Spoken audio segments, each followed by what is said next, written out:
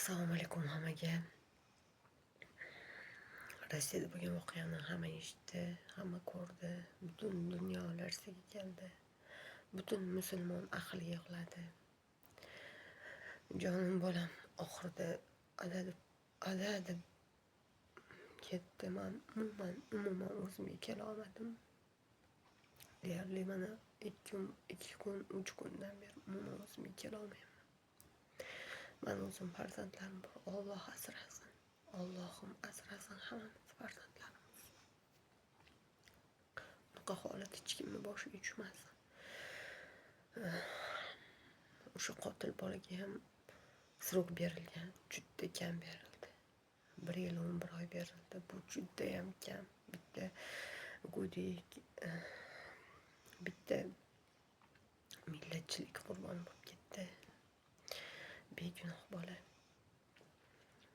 Bilmadim, bu yaxshi bo'lmadlik.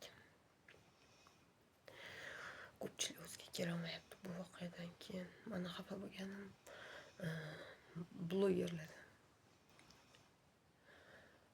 Blogerlar kimnidir o'lganini orqasidan pul ishlamaylar, iltimos. Kimnidir o'lganini, kimnidir boshiga tushgan og'ir musibatni chiqarib ham reklama qilyapsizlar. Hajab shuni qilmanglar. Mayli u yog'iga nimani qo'ysanglar qo'yinglar.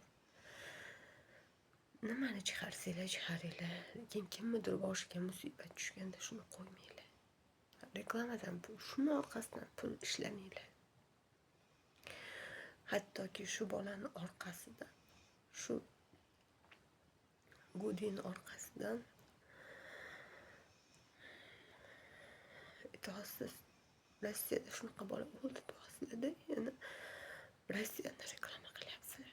Rossiyaga qanaqa qilib borishni reklama qilyapsizlar. Rossiyaga qanaqa qilib dokument to'g'rilashni reklama qilyapsizlar. Ozgina vijdoninglarni uyg'otinglar, odamlar. Ketdi, bola yo'q. Bola ketdi. Onasiga aytdi. Ko'ryapsizmi, o'sha holatda ham yo'q, dadasidan najot kutyapti. Adasi yo'q, lekin najot kutyapti dadasidan. Judayam kam srok berildi. Judayam kam. Bilmadim. Ko'p gap gapira olmayman.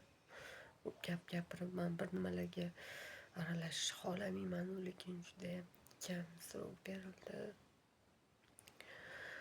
Onasiga sabr tilaymiz. Nima qilardik, qo'limizdan hech narsa kelmaydi. Duo qilamiz, joylari jannatdan bo'lsin. Lekin yana aytaman, kimnidir boshiga tushgan musibatdan pul ishlamanglar. Reklama qo'ymanglar. Uni musibatini qo'yib, sizlar reklama qo'ymanglar oraga.